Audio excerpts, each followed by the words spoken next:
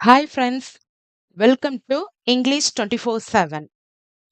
இன்னைக்கு நம்ம கிளாஸ்ல பார்க்க போறது பார்ட்ஸ் ஆஃப் ஸ்பீச். இங்கிலீஷோட மிக மிக முக்கியமான ஒரு கிராமர் பார்ட்.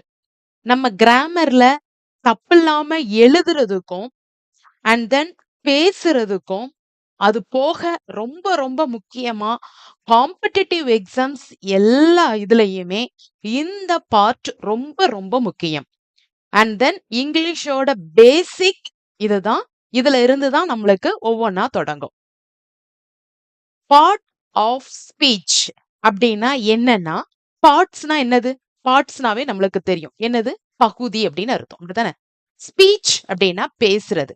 நம்ம பேசுறதுக்கு ஃபர்ஸ்ட் ஒரு லெட்டர் இருக்கும், அதுக்கப்புறம் வேர்ட்ஸ் இருக்கும், அண்ட் தென் ஒரு சென்டென்ஸ் இருக்கும்.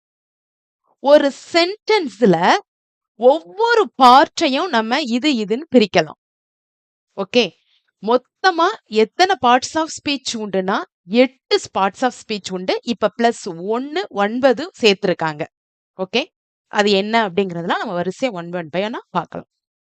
சோ பார்ட்ஸ் ஆஃப் ஸ்பீச் அப்படிங்கிறது என்ன அப்படின்னா, ஒரு சென்டென்ஸ்ல உள்ள ஒவ்வொரு வேர்டையுமே ஒவ்வொரு கைண்ட் ஆஃப் பிரிக்கலாம். ஓகே, அது நவுனா இருக்கலாம், அட்ஜெக்டிவா இருக்கலாம், அட்வர்பா இருக்கலாம், வெர்பா இருக்கலாம், what ever it may be. கண்டிப்பா ஒரு சென்டென்ஸ்ன்னு இருந்ததுன்னா இந்த 8 பிளஸ் 1 இந்த 9 பார்ட்ஸ் ஆஃப் ஸ்பீச்க்குள்ள தான் அடங்கும். அதை தவிர வேற எங்கேயும் போகாது. சரியா? சோ அது எவ்வளோ பெரிய சென்டென்ஸா இருந்தாலும் சரி, அது எப்படியாப்பட்ட சென்டென்ஸா இருந்தாலும் சரி, கண்டிப்பா இந்த 9 பார்ட்ஸ் ஆஃப் ஸ்பீச்க்குள்ள தான் இருக்கும். ஓகேவா? இப்படி ஒரு சென்டென்ஸ்ல உள்ள ஒவ்வொரு வேர்டும் என்ன அப்படிங்கறத குறிக்கிறதுக்கு பேர் தான் பார்ட்ஸ் ஆஃப் ஸ்பீச்.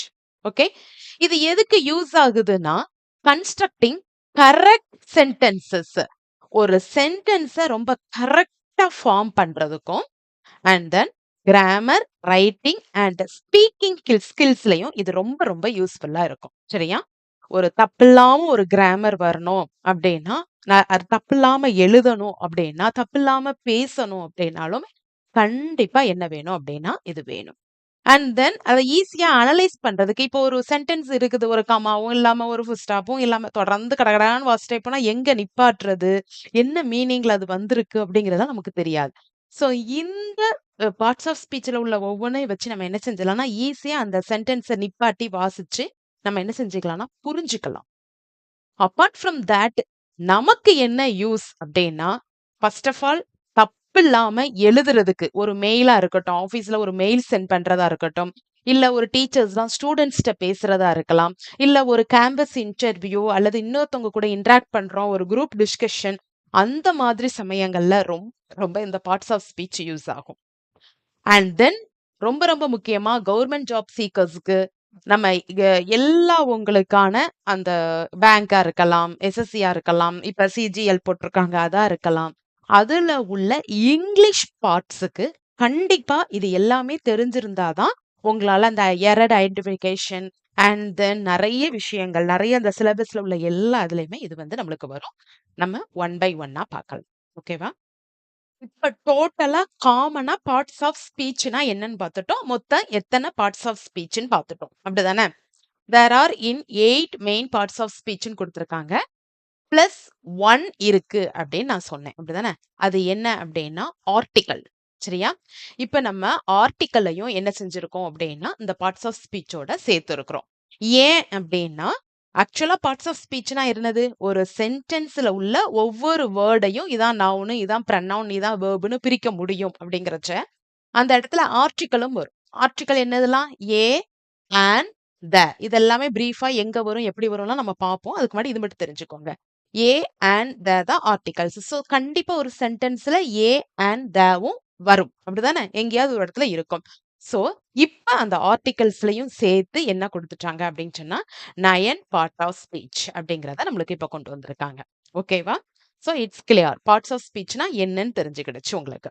இப்ப அதுல உள்ள ஒவ்வொரு பார்ட்டா பார்க்க போறோம். சரியா? ஃபர்ஸ்ட் பாருங்க நவுன். நவுன் அப்படின்னா என்ன அப்படின்னா நேம். அவ்வளவுதான். Noun is a naming word. நவுன்னா என்ன அப்படின்னா ஒரு நேமிங் வேர்டு. சரியா?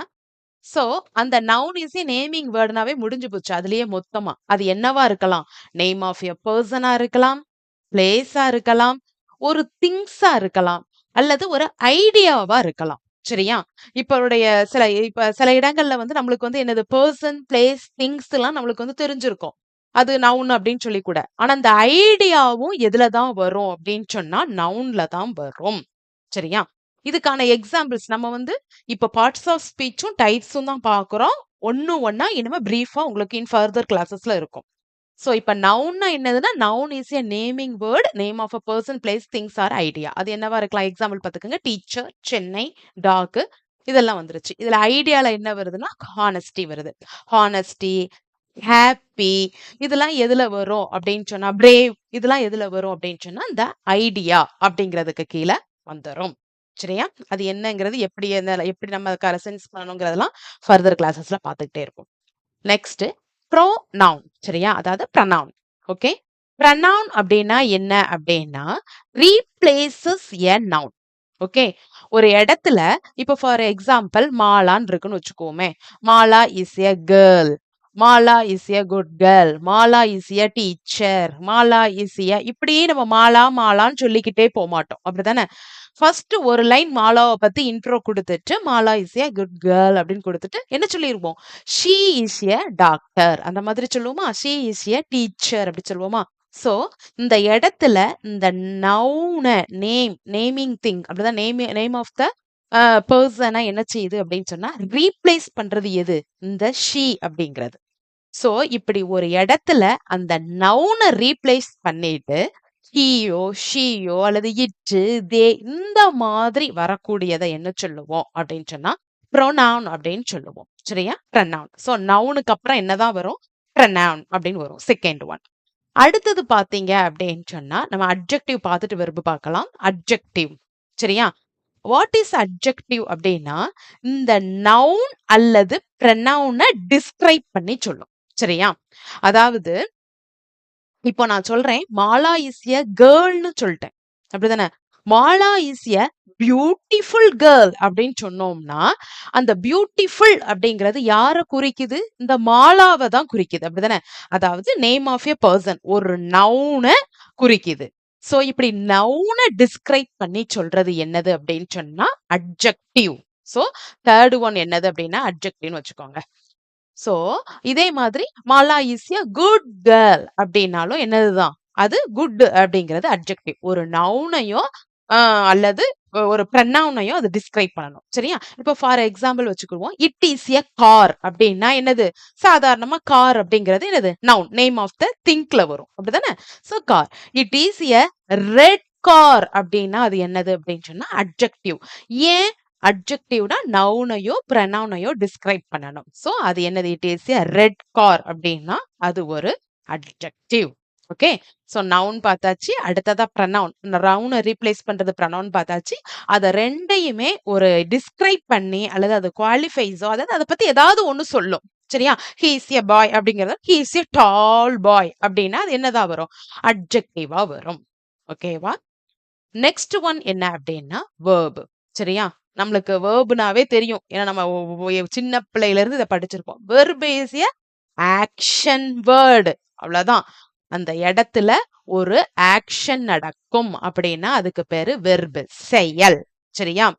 இன்னும் வெர்புக்கெல்லாம் நிறைய இருக்கு. நம்ம ஒண்ணு ஒண்ணா பார்க்கும்போது பார்ப்போம். இப்ப ஜஸ்ட் இது எல்லாத்தையும் மைண்ட்ல அப்படியே நிறுத்திக்கங்க. என்னன்னு. அப்பனாதான் நம்மளுக்கு படிக்கும்போது ஈஸியா இருக்கும். கண்டிப்பா மைண்ட்ல இருக்கணும். இல்லைன்னா அடுத்தால நம்ம படிக்கும்போது எங்கேயோ படிச்ச மாதிரி தான் இருக்கும். சோ சின்ன சின்னதா நடத்தும் போதே நல்லா மெமரைஸ் பண்ணிருங்க. வெர்பு. சரியா? So action state of being. என்னது? ரன். சரியா? ஓடுறது. இதெல்லாம் என்ன சொல்லுவோம்? இஸ், ஆம், இஸ் ஆர் வாஸ், வேர் இதெல்லாம் வந்து ஹெல்பிங் வெர்ப்ஸ், ஆன்சிலரி வெர்ப்ஸ்னு பார்ப்போம். இன் ஃபர்தரா அதெல்லாம் பார்த்துக்கலாம். சரியா?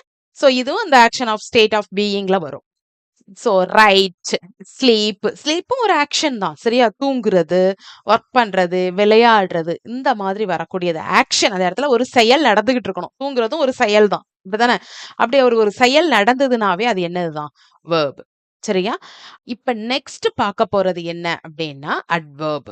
ஓகேவா? எப்படி நவுன் நவுனை ரீப்ளேஸ் பண்றது ப்ரனவுன். இந்த ரெண்டையும் பத்தி டிஸ்கிரைப் பண்ணி சொல்றது அட்ஜெக்டிவ் அப்படின்னு பார்த்தோமோ, அதே மாதிரி அட்வர்ப் அப்படிங்கிறது என்னன்னா நம்மளுக்கு வெர்ப டிஸ்கிரைப் பண்ணி சொல்றது. சரியா? அந்த வார்த்தையிலே இருக்குது அட்வர்ப். சோ இது எப்படி அப்படின்னா ஷீ ரன்ஸ் குயிக்லி அப்படின்னா என்னது சீக்கிரமா அந்த ரன்னிங் எப்படி இருந்தது அப்படிங்கிறத பத்தி சொல்லுது. அப்படிதானே? சோ ஹி ரன்ஸ் அப்படின்னாலே நம்மளுக்கு வந்து என்னது அவன் ஓடுறான் அப்படிங்கிற மாதிரி மீனிங் தான். ஆனா ஹி ரன்ஸ் குயிக்லி அந்த மாதிரி அந்த வெர்பு என்ன செய்தோம் அந்த வெர்பு அந்த ஆக்ஷனை டிஸ்கிரைப் பண்ணி சொல்றதுனால இதுக்கு என்ன பேரு அப்படின்னு சொன்னா அட்வர்ப் அப்படின்னு பேரு. ஓகேவா?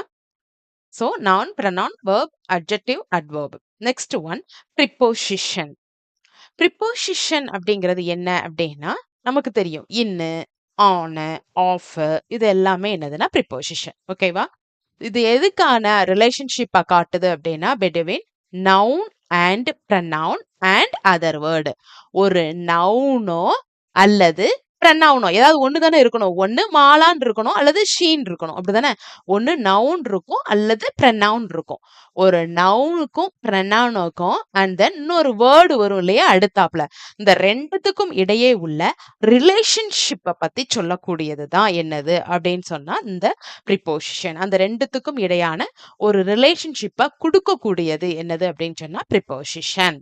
Okay. The book is on the table. அந்த புக் அப்படிங்கிறது என்னது? புக்குங்கிறது என்னது?